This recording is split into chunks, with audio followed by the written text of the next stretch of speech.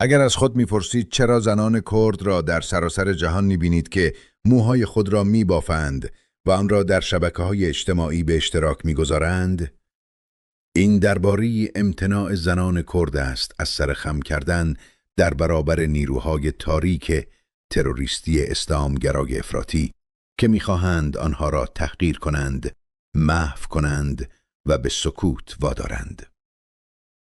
این درباره ایستادن نشکسته در برابر خشونت، وحشت و نفرت است.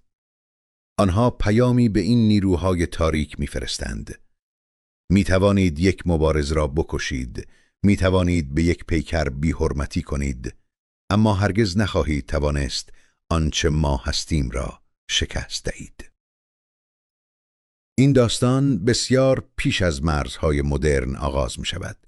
بسیار پیش از دولت‌های مدرن در کوهستان‌هایی که خود تاریخ بشر در آنها شکل گرفت.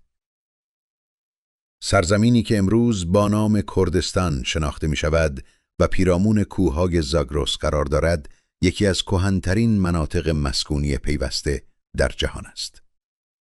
محوطه‌های باستانشناسی مانند غار شانیدر نشان می‌دهند که جوامع انسانی در این سرزمین زندگی می‌کردند، سازمان یافته بودند و مردگان خود را گرامی می‌داشتند بیش از 60,000 سال پیش. از این کوهستان‌ها جوامع نخستین به سوی دره‌ها فرود آمدند، حیوانات را اهلی کردند، زمین را کشت کردند و بنیان‌های تمدن را بنا نهادند. از این سرزمین مردمان زاگرسی پدید آمدند و پس از آن مادها که در سده 7 پیش از میلاد امپراتوری ماد را بنیان نهادند، قدرتی که از دل همین کوهستان‌ها برخاست و در برابر سلطه بسیاری از امپراتوری‌ها ایستاد. از آن زمان به بعد یک حقیقت در طول تاریخ همراه کردها بوده است. آنها در برابر بی‌عدالتی عقب نشینی نمی کنند. در سراسر تاریخ کردها با بسیاری از امپراتوری‌ها روبرو شدند، مقاومت کردند و آنها را شکست دادند. رومیان، خلافت‌های عرب، مغولان، عثمانی‌ها، صفویان. امپراتوری‌ها آمدند، امپراتوری‌ها حکومت کردند، امپراتوری‌ها فروپاشیدند. کردها باقی ماندند و همواره زنان و مردان در کنار یکدیگر به عنوان مبارزان آزاد. اما قدرت کردی هرگز تنها با جنگ تعریف نشده است. در سراسر تاریخ و تا امروز کردستان یکی از عمیقاً صلح‌آمیزترین سرزمین‌های منطقه بوده است. سرزمینی برای همزیستی، جایی که ادیان و فرهنگ‌ها در کنار هم زندگی می‌کنند. حفاظت از همه ادیان در جامعه کردی یک شعار نیست، بلکه بخشی مرکزی و مقدس از هویت کردی است. مسیحیان، ایزدیان، یهودیان، مسلمانان و دیگر جوامع قرنها تحت حفاظت کردها زندگی کردند. امروز به ویژه در کردستان جنوبی، شمال عراق، مسیحیان و دیگر جوامع غیر مسلمان کردستان را به عنوان جای امن خود می‌شناسند، پناهگاه خود، خانه خود، زمانی که هیچ جای دیگری امن نیست. یک کرد فراتر از خانواده خود می رود تا از کسی که پناه می جوید دفاع کند. فراتر از قبیله، فراتر از دین، فراتر از تفاوت. حفاظت از آسیب پذیران شرافت به شمار می آید. این فرهنگ و باورهای کردی است که هویت‌ها را شکل می دهد. اما این همه دی ماجرا نیست. در فرهنگ کردی زنان نامرئی نیستند، به آنها احترام گذاشته می شود. آنها قدرت دارند. آنها حامل شرافتند.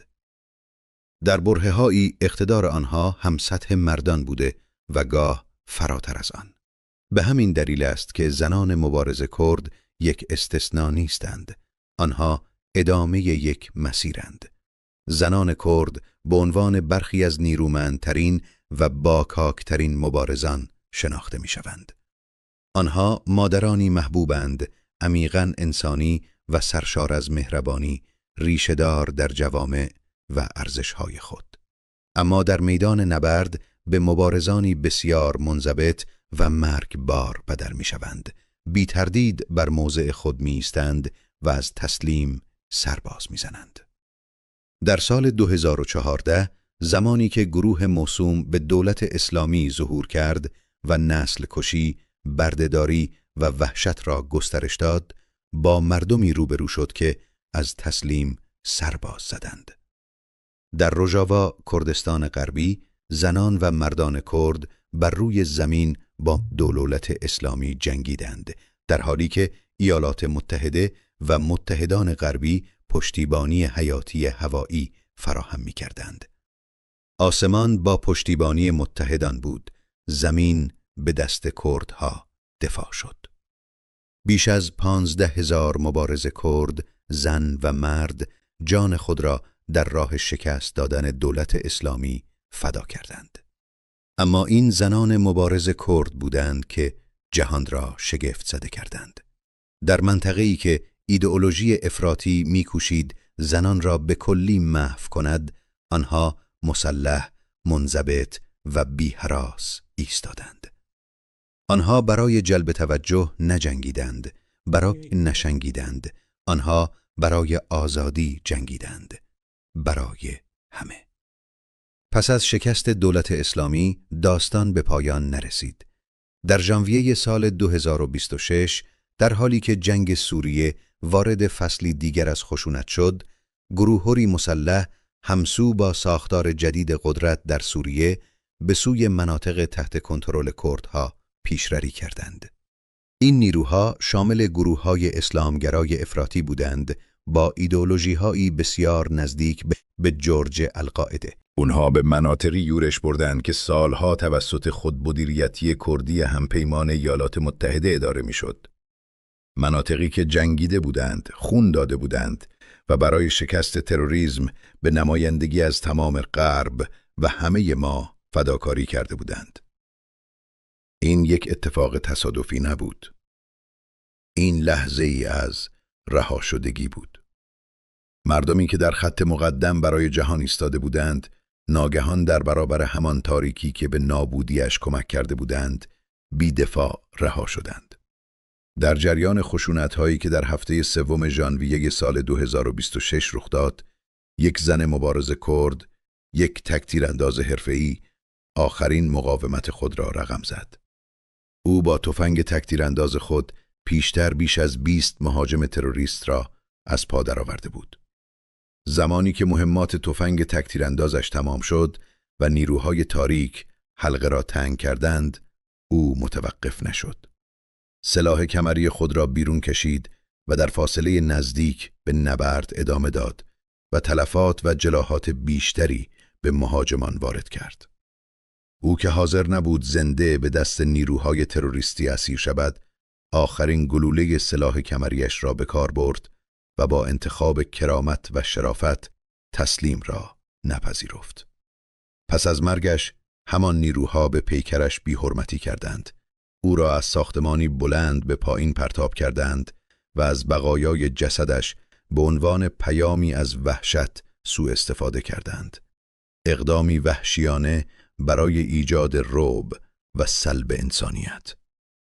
اما در عوض آنها دقیقاً نشان دادند که چه کسانی هستند و زنان کرد دقیقاً در برابر چه چیزی ایستادند. هیچ پشتیبانی هوایی وجود نداشت. هیچ حفاظتی از سوی متحدان پیشین نبود. نیروهای کرد خیانت دیدند و تنها رها شدند. یک زن مبارز کرد دیگر کشته شد و پس از مرگش موی بافته شدهش، کازی، یک کلمه کردی به معنای بافت زنانه، کازی او بریده شد و در یک ویدیو به عنوان غنیمت به نمایش گذاشته شد و گروه تروریستی آن را در رسانه‌های اجتماعی به اشتراک گذاشت. این یک وحشیگری تصادفی نبود. این خشونت نمادین بود. در فرهنگ کردی موی بافته شده یک زن نشان دهنده قدرت و نظم و انضباط و همچنین نمادی از عزت، افتخار، هویت و مالکیت شخصی است.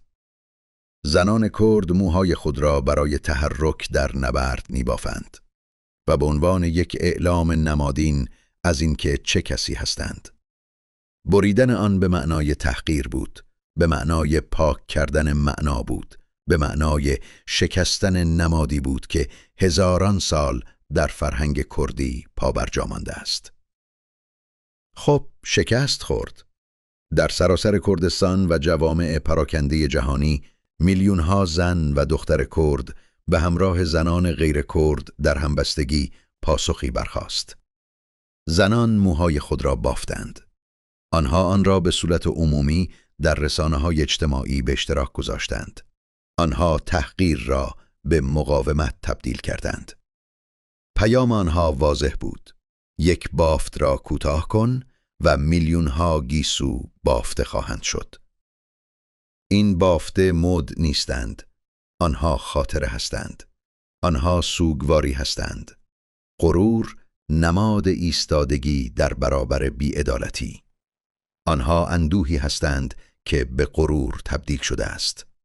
آنها هزاران سال مقاومت را به دوش می‌کشند، از کوههای زاگرس تا به امروز. و حالا اینجا جایی است که می‌توانید کمک کنید. لطفاً به اشتراک گذاری این داستان کمک کنید. آن را برای سناتورها و نمایندگان سیاسی خود در کشوری که در آن زندگی می‌کنید ارسال کنید. آن را برای دوستانتان ارسال کنید. این داستان به چندین زبان ترجمه شده است. می توانید لینک های هر نسخه زبانی را در بخش نظرات پیدا کنید. لطفاً نسخه ای را که به بهترین وجه با جامعه و زبان شما سازگار است انتخاب، دانلود یا به اشتراک بگذارید. مردان و زنان کرد به نمایندگی از همه ما جنگیدند و نه تنها از مردم خود بلکه از هر کسی که در میان آنها پناه گرفته بود محافظت کردند. خیانت به آنها برای تصمیمات سیاسی موقت ناعادلانه است، منصفانه نیست و نباید پذیرفته شود. در کنار زنان کرد بایستید، چون وقتی یک بافت بریده شود میلیون‌ها نفر بافته خواهند شد. نگذارید تاریخ تکرار شود. از گوش دادن شما متشکرم. لطفاً در کنار زنان کرد بایستید، برای انسانیت، برای کرامت و برای خود زندگی. آنچه در ادامه می آید فقط موسیقی، تصاویر و ویدیوها نیست، بلکه صداهایی است که اکنون توسط میلیون‌ها زن در سراسر جهان حمل می شود و منعکس کننده درد، قدرت و امید مشترک است.